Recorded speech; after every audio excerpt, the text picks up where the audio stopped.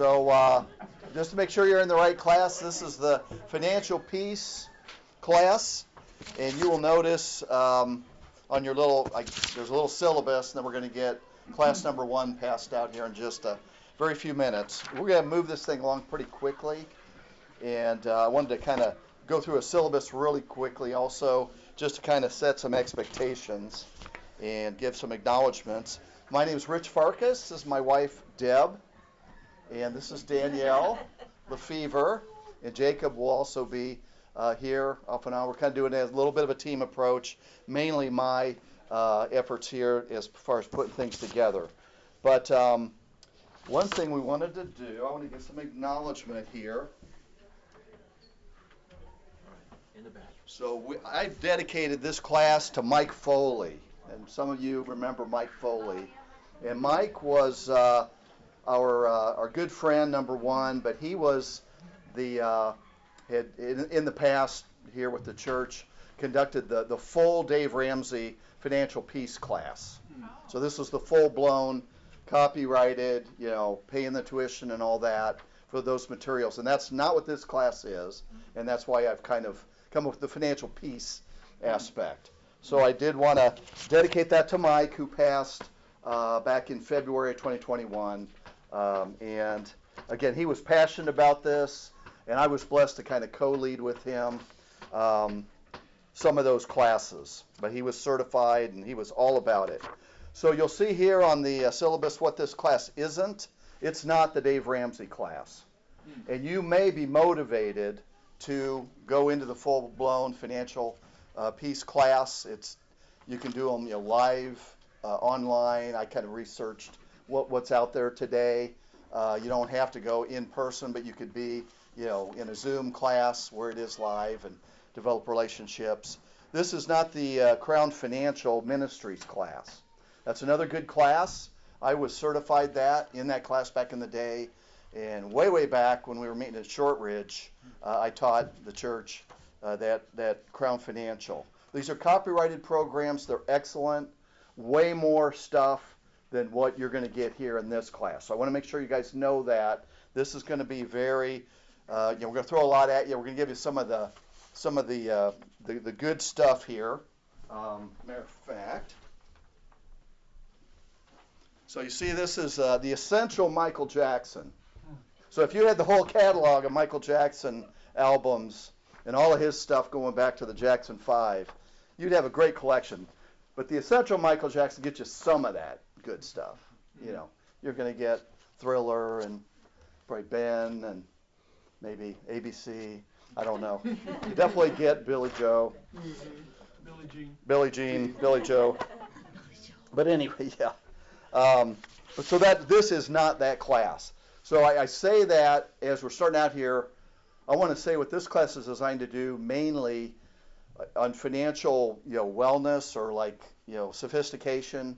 Let's say on a scale of 1 to 10, 1 being we're going to be talking to the bankruptcy attorney next Monday, and 10 being we've got it all together here and we're looking at advanced options trading strategies. We're probably looking for the 1 to 5s here mainly. Now if you're looking for some fine tuning, there's probably going to be some stuff here, but this is we really kind of want to hit some of the basics, maybe for some folks that are struggling a little bit more or just interested in this stuff. Okay, so we're really literally trying to hit some greatest hits here. We're very limited in 4 sessions of 40-45 minutes to hit everything we'd like to hit. But some of these things, you see the objectives here. Ideally, overcoming any financial bondage or pressure, stresses. Maybe you get some tools to use there. We are going to hit some of the basics on eliminating debt. We're actually going to get to that tonight if we're able to hit that. But get along with all in the big picture, becoming a better saver out of that, taking more control, and ultimately to become a more generous giver through that. So the class 1 is what we're going to do here today. And so we'll go ahead and pass out the class 1. And you can kind of see class 2 is going to be more on the savings and investing. Class 3, we're going to get more into the generosity aspect. And then class 4, we'll kind of cover maybe anything we missed, anything we need to go over again, maybe some topics like insurance, some things like that, as time permits. But mainly what I'd want to do at the end of class 4 is make sure you guys have a ton of resources. You know, the websites to the Dave Ramsey class, Crown Financial Ministries. And one thing I would like to do too, for those that are interested, I've got some little handouts here. So I've got, when Mike Foley passed, I got his notes of some of his best. This is like Proverbs from Mike Foley here, some goodies here. And so I can have copies of those that we'll do at that final class, if that is of interest. All right? So we'll jump in here. Now I want to introduce real quick, I'm going to put Danielle on the spot here. You guys went through the Dave Ramsey class, didn't you? We did. We went through it separately before we were married. And then we paid off our debt the first paycheck when we got back from our honeymoon. Oh, that's great. Excellent. Excellent. So, and that's, I know that Jacob and Danielle are also passionate about that and this whole approach that, you know, we really do want this to be beneficial where you're taking control of some things that maybe are out of control. And again, it might be, you know, just some fine tuning, or it might be something that's more dramatic. You won't have any judgment here. I'll share a little bit about my situation. Also here, my wife Deb and I, we've been married actually coming up on 39 years. And I've got some credentials. I did the Crown Financial Ministry certification. I was in financial services for 44 years. So I did some banking, lending. I was a stockbroker, did advising on investments, all that kind of stuff. I had my CFP designation. I've let that lapse. I'm retired. I don't need that anymore. But I also want to, I made some mistakes along the way too. And I was, as a single guy, I didn't have any debt, and I had my car paid off and everything. I paid cash for everything. And I was very unhumble about that, actually. I was prideful looking back on it as a younger Christian. And then once we got married, we had some things happen along those last 39 years. So I've been laid off. I've been fired. Both of those were very sudden. Those instances, not fun. I had at one point I had a job where it was actually my own little business, and I would get like a big commission on a bunch of deals coming together. But it worked out a lot of times where it was like once every 3 months that I would get maybe a nice, pretty good payday that month, but I'd go 2 months without anything, and I was living on credit cards. That was me. That was very humbling for me. I had another commission sales job where they were viewing that my commissions would go up, and the salary base that they had me on went down steadily, and I wasn't just keeping up with that, and I was going into credit card debt in that instance. I've been down the road of greed and being greedy. I worked at Charles Schwab, and I was on a trading team, and I saw what the clients were doing, and they were trading away. I share a little bit more about it later, but I had a margin trading account where I was borrowing against my stocks, and everything's good when the market's going up, but when they go down, you get margin calls, and I ended up losing money at a time that I really shouldn't have been losing money, and I really wasn't getting advice or anything. I just saw clients doing it, and I thought, oh, I'm going to pay off my mortgage, and this is real spiritual. And so we can get into some traps where we think it's spiritual, but if we're not getting advice, I just wanted to open up about that. It's been a long time ago, but I did do that, and we got a little better situation here. So let's just kind of look at some scriptures here. The Crown piece, and also Dave Ramsey will have a lot of good spiritual aspect to it. The Dave Ramsey, I think they have one where it's biblically based and one that's using the principles, but not, they're not, advertising from the scriptures or promoting the scriptures. They want to give both flavors depending on where that person's coming from. But there's hope in taking a look at this subject and coming up with a plan for your life. Okay. So 2 Timothy, can I get somebody to read 2 Timothy 3:16 through 17?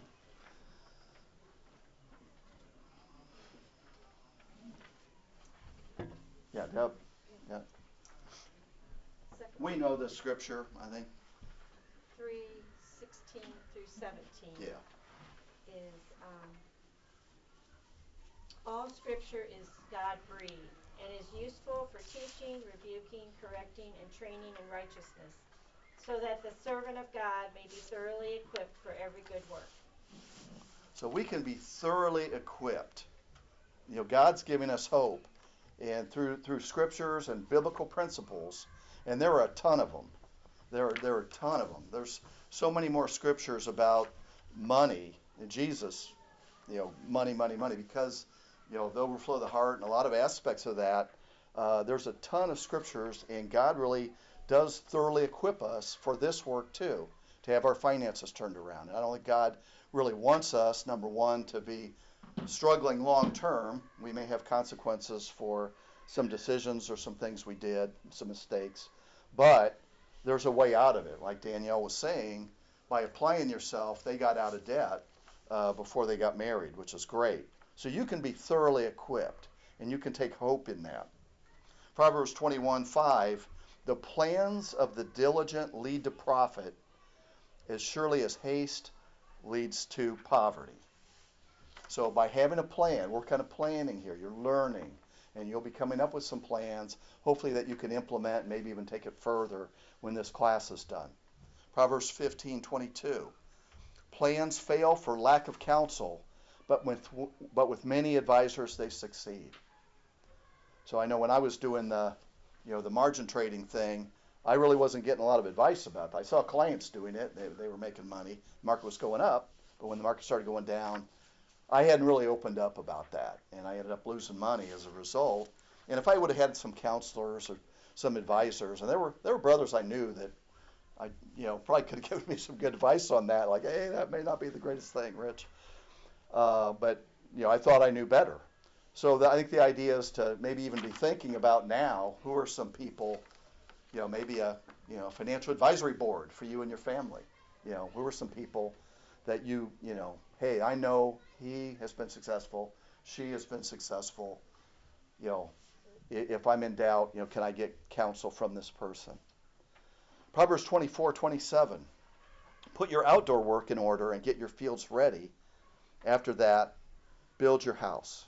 So it is going to take some planning. You got to put some effort into it, but you'll build your financial house once you're getting things put in order and getting advice and those sorts of things. So, any questions, any thoughts there? All right, there's hope. I think that's the main thing that I've counseled a lot of people over the years. I've seen some really tough situations, a lot of student loan debt, a lot of credit card debt, and it seems hopeless, or losing a job, and it's difficult finding a job maybe, and there's some dire straits that somebody can get into. Sometimes there are consequences. Sometimes it's just happened. Can I But just one thought yeah. real quick? With that last verse, Proverbs 24, I want to point out how hard it is to focus on one thing at a time. So as I mentioned, Jacob and I went through it individually, getting out of debt, and then now being married. How do we actually prioritize our finances? And it really, the Ramsey specifically, they focus on one thing at a time. Like, focus on this one thing, and then go to the next thing. And it's really hard to do that with finances. And so I just want to emphasize that as we're like going through this, especially because it's going to be a speed track. To like, okay, when you know what you're going to do, stick to that one thing, and start with that one thing, and get that plan in place. Yeah, very good. That's great advice. And it's, getting those fields ready. There's going to be individual focused tasks that have to be taken and dealt with individually, and focusing in on those specific things in order and in a way that makes sense to your situation. It's going to be different than somebody else's situation. Yeah, thanks for sharing that. So real quick, now I'm kind of loosely, this is copyrighted stuff, but some of this stuff is, you can just go on the internet and look it up, without, Dave Ramsey's Baby Steps is one of those that if you Google that or Bing that, use a search engine, you're going to find this stuff right there. So, and we're really a little bit of a commercial for these classes as well, so I feel like we can borrow some of these, because these are just good concepts that aren't necessarily copyrighted. Their material is copyrighted, but these kinds of things are concepts. For example, Crown also has something very similar to this. So Dave Ramsey's baby steps. And again, you might find yourself, hey, I would probably fit in between step 3 and 4, 5 and 6, whatever the case may be. But to start out with, save $1,000 for a starter emergency fund. So the idea being that, if you have, you have a car repair that's come up, you have to get a new wheel and a new tire. Oh, I don't have any money. Payday's on Friday. I'm going to have to put it on the credit card. And you're already, I already know I don't need to be doing that, but I have to do it. I have no choice because I need my car. If you had $1,000 in emergency starter fund or emergency fund, you'd be able to tap that and then replenish the money later for that fund. So that's a baby step to keep you from going more into debt and finding a way to carve out that $1,000. Again, many people have done that through the program as a starter, and then later you're going to save more, of course. Did you mention that's so you don't go into debt, more debt? Did you Yeah. say that? Okay. Yeah, so the idea would be, I might not have clarified that, the idea of having to, replace that tire and wheel by putting it on a credit card because you don't have any money. Whereas if you have built this $1,000 savings, it's for emergencies, that's an emergency. You need to get the car back on the road for transport to and from work. Okay? And I know we're zooming through some of this stuff, but we're able, of course, to clarify things later.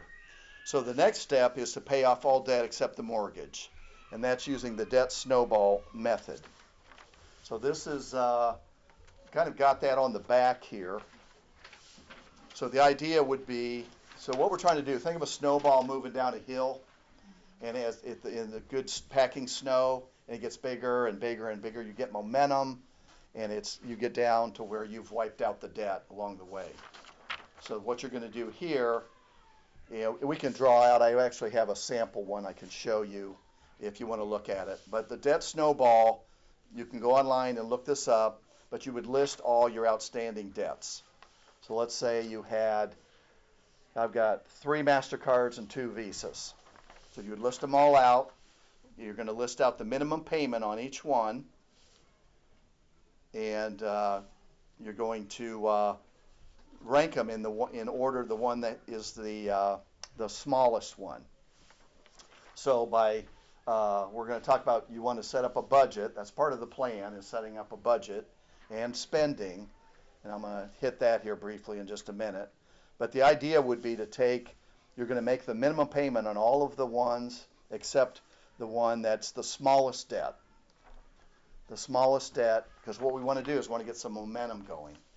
So let's say we had, the 3 Visas and 2 MasterCards or whatever the case may be, and let's say they're like the minimum payment's $50, $75, $100, $200, and $300. So the $50 one is the one we want to add to because we want to get a victory right out of the gate.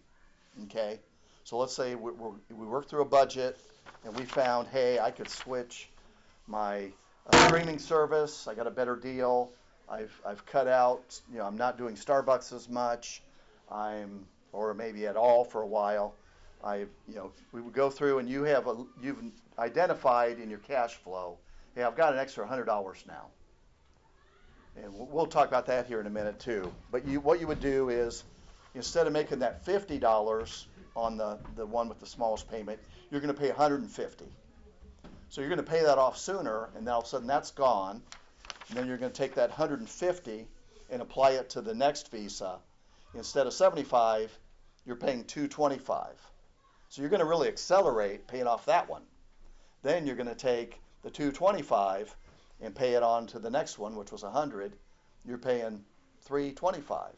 See how you get that momentum going, and you're making big payments onto those loans. And that's, I know, what Danielle and Jacob did with their loans. Now you get to some, let's say credit cards are done now, you're probably going to you may have student loans or something like that. Those are going to be, it's a bigger thing to hit. But then you could apply that same thing here and eventually get to where the only thing that you would have left is a mortgage if you have a mortgage. Okay? And then we want to whittle away at that mortgage too. Okay, so that'll be another step. Okay, so flipping it back to this page. Once you get done with that, now you've got some real cash flow working for you. So one thing you would want to do is build up anywhere from 3 to 6 months of expenses, and that's a fully funded emergency fund. So we're not the $1,000. That's that's minor league. Now we're getting to the major leagues here. Just think if we had, when I got laid off, if I had 3 to 6 months worth of living expenses, that would have been very, very, very helpful. And I don't think I did at the time.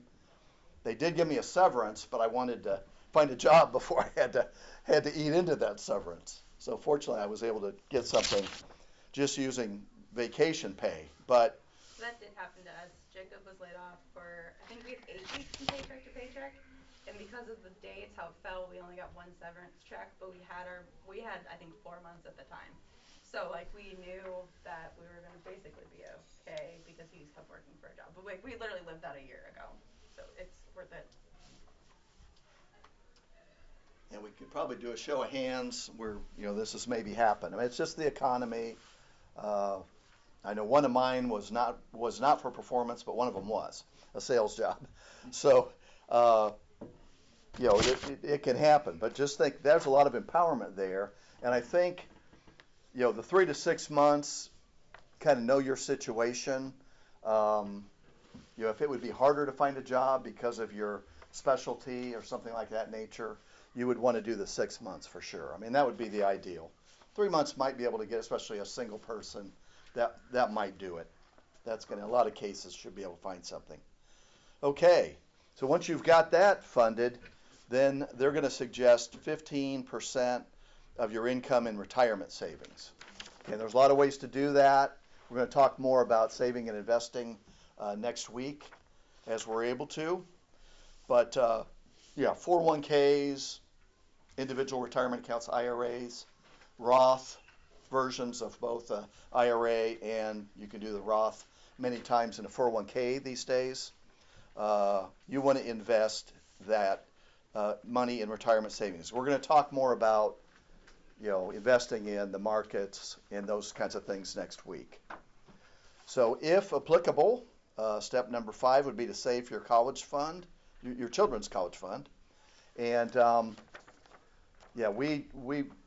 I've talked to people before, and really one comes to mind outside of the church actually, but it was somebody that they were fully funding, this husband and wife were fully funding their 2 kids to go to a private college and have it fully paid for, which was fine if that was that's what they wanted to do, and they were they were comfortable with that. But the concern I had, I knew that they didn't have a lot in retirement savings, and he was wanting me to put them in an investment that would give them more like 20%. And I said, hey, I can't guarantee you an investment of 20% a year. And so I was suggesting, maybe you can borrow for college, you can't borrow for retirement once you're retired. So anyway, that's why they prioritize the college funding. That's a good thing. I'm not saying don't do that, but prioritize having, you're going to be able to help your kids more, in my opinion, if you have a good retirement plan for yourself first, and then, it's good to do both, but prioritize the retirement. I think that's a good advice.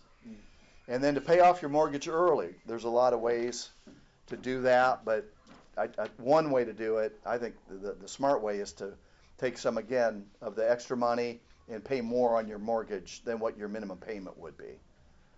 I remember I had a 30-year mortgage at a low rate, and I had somebody trying to talk to me, why don't you refinance that into a 15-year? And what I was really interested in, what's the payment on the 15-year? And that's what I'm going to pay. I'm going to pay more, but I have a minimum payment. If I'm ever in a bad month, I make the minimum payment. But I was always trying to take some bonuses or tax refund checks or something like that and pay extra on that mortgage. And I tried to defer getting a newer car. we never really have new cars. We have used cars, but maybe I wanted to get a newer one. Like, well, if I can get by with this one a little longer, that's a good idea. And pay extra onto the mortgage and some of these other things along the way.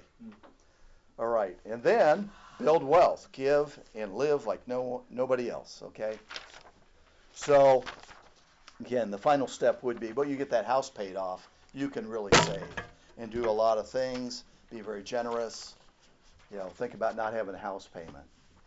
That is a lot of empowerment in that, and there are people that do it at a young age.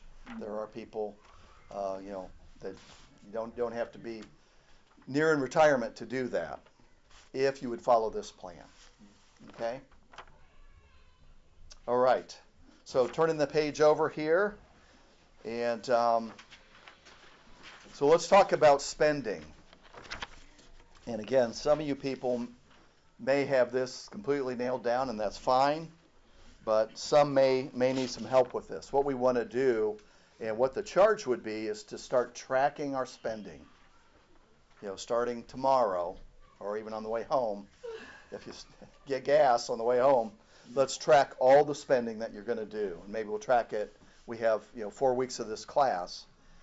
And there's so many tools out there. And a lot of the banks and credit unions, almost everybody's got category, breakdown on your checking or on a card or something of that nature.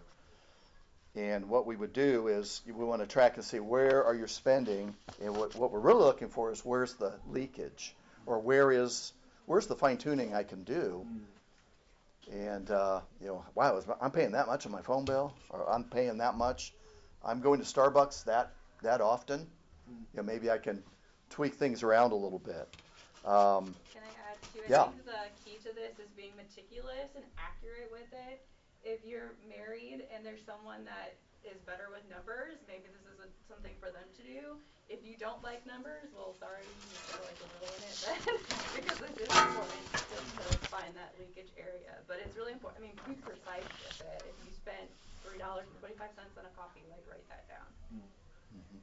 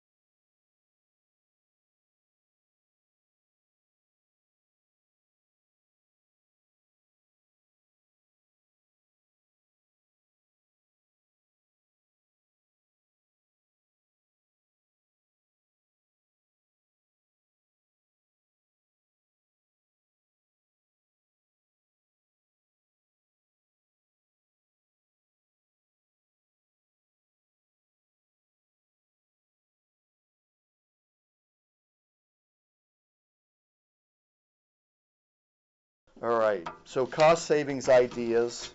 I do have, so some of these are just, there's a lot of great stuff out there that you could probably even do some research. This was some stuff from Crown. Give me a second here.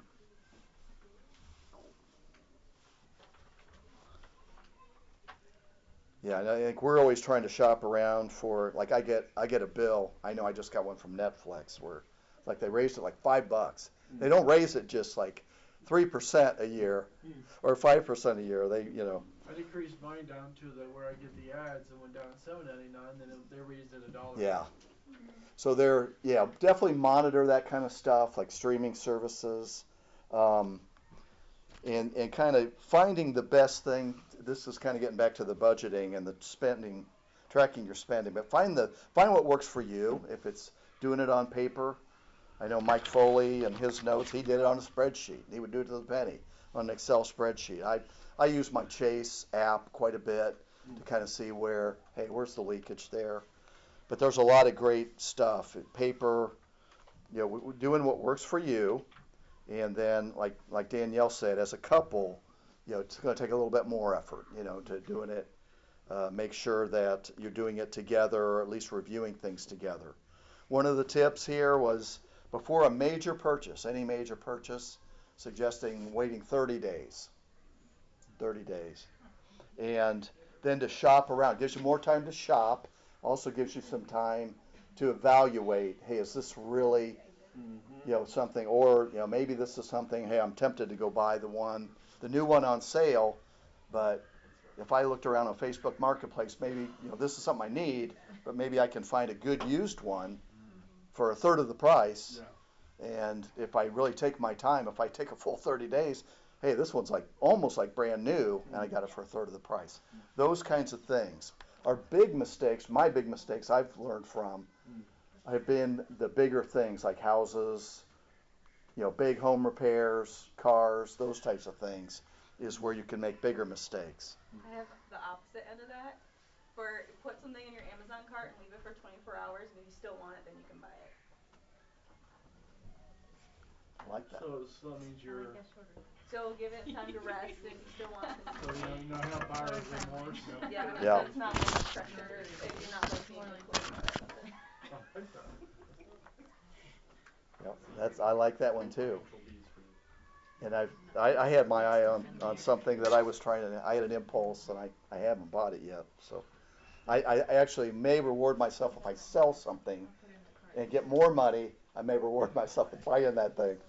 And I think I could turn around and sell that if I didn't use it. But anyway, utilities. There may be some ways to improve your situation with utilities. That may or may not be easy. It might be, I'm just going to dial the thermometer, 1 or 2 degrees, colder or hotter, depending on the season. I went on the budget plan. Budget plan. Make sure I got just one amount. Yeah. Yeah, the budget plan, those can be helpful because you know exactly what you're going to get. But maybe there's, maybe some little repairs, like this is, the thing here is talking about, some services that you could do yourself, or, this would be somebody, like if you had lawn mowing service, start doing it yourself. But, maybe there's some minor home repairs, ceiling windows or something of that nature that you could do. But give some thought to utilities, take a look at that. Driving smarter, bundling trips. So when you go out, and I know gas prices are going up, hopefully that's gonna be more temporary, just a few months, but when you're out, try to hit as many locations in one drive. Hey, I'm going to church, I'm going to the Ritz. What are some things along the way that I could hit? Do some shopping that I'm going to be driving right by anyway. Those types of things. Joining food co-op or warehouse membership, probably things you already know about, but if you're in a situation where you can buy bigger, like Costco or something of that nature, and that's helpful. But give some thought to that rather than just going to the most expensive place in buying groceries.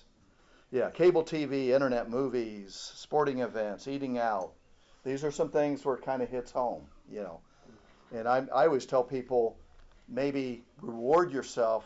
I don't want to have somebody set something up where they're going to fail, or that they're being so restrictive and so Spartan that they're going to fail, after 2 weeks. But maybe hit some goals. Hey, I've saved this amount of money, and I haven't eaten out for 2 weeks, so I'm going to reward myself, with a little one here of eating out. Something like that.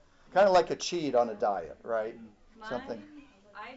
So I had a larger one that was like $10,000, and I think I went and let myself buy an outfit I wanted or something like that. But anyway, just an example. But yeah. So you saved 10,000, or you had eliminated? I paid off 10,000 of my debt. Yeah. Or something, and then Yeah. So I think that's very good to have some little rewards built into changing your habits and having some victories. I think that like the debt snowball, when you see, hey, I paid one of these off, and now, and you start seeing it working, hey, it's really working, I'm paying these things off. That's very rewarding, something like a little reward for yourself. Like, hey, I will go to Starbucks, because I've gone 2 weeks without going to Starbucks. Yeah. I don't mean to pick on Starbucks, but I have been anyway. Easy target. Yeah, they're easy target, that's right. quick way to drop $10. Yeah. All right. I'm just kidding. So buying used, again, you can get things. It's amazing what is out there. Now, you may not be able to find exactly what you want. I had to go, back in the COVID years, I had to have a navy blue blazer. We were out of town, and I was on this big sales meeting. That was a Zoom meeting. Everything was on Zoom back then. And I thought, I didn't bring my suit, but I got to look sharp. And I went to a Goodwill, and I got a navy blue blazer, a really sharp, and it looked especially good on Zoom, for like $10, and it fit perfect. I got a little lucky to find that, but then I donated it back. I didn't really need it. But I'm amazed at some of the stuff that is available at a Goodwill or garage sales. They say Craigslist. That's old. Facebook Marketplace, I think, is wonderful. eBay, reputable sellers now. I mean, it's gotten easier and easier. Give some thought to making some things homemade that maybe we used to purchase or we'd rush, but gifts, clothes, cards, meals, treats, it says. And do it yourself. YouTube is wonderful. YouTube, there's a lot you can probably do yourself, maybe more than you think. And I'm surprised at some of the things I've been able to do. Maintenance projects, home improvements, things like that. A lot of good stuff there. Going to the library. Trying to think through things. Just kind of, hey, how could I have done this a little differently? How could I have done this for less? Do I know somebody that might be able to give me advice or resources on how to save money in this particular project that I have or this thing I'm thinking about? Could I maybe sell something to buy this other item? I had a mountain bike. I was thinking about buying something. I have a mountain bike. I love it, but I don't use it like I should. So I might sell that and reward myself. So those types of things. And then this says clear your mind sometimes. So maybe, Steve, again, I don't mean take a break from doing what you're doing, but maybe, hey, I'm going to take half an hour, go take a walk or pray about it. I know you do walk and run and stuff. Very commendable. All right. We're pretty close for today. I know the concept of needs, wants, and desires. Needs, wants, and desires. So needs are things that we need. And we need to pay the rent. We need to pay the mortgage. We need food. We need medical. So a want is maybe something, boy, I sure want that. I want a newer car, but is that I need a car to drive to work? Do I want a newer car, but boy, wouldn't I feel great if I could eliminate some more debt and put more money into retirement savings. And then desires are even, we also would categorize as wishes, well, maybe someday, I'd love to go to Hawaii, to have this Hawaiian trip. It's a desire I have. It's a wish I have, but maybe this year, we do, Kings Island. or Brown County or something, maybe that's not a good example, but but I'm saving, but it's okay to have some of the, we're going to talk in savings and investing next week, and we will talk about it. It's okay to have long-term savings goals. There may be, hey, I hit some financial goals along the way, and my long-term goal is I am going to Hawaii. And we're going to go and we're going to have a blast doing that.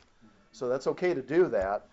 But thinking through, hey, is this really a need? This thing I'm thinking about purchasing, is it really a need? And that's where the 30-day rule, the 24-hour rule, those kind of things can help with that. We'll read a couple scriptures here and we'll kind of start wrapping it up here. So learning to be content. can help us. Let's see, maybe somebody can be turned into Philippians 4, 11 through 13. And I'll read the 1 Timothy, if I can find it.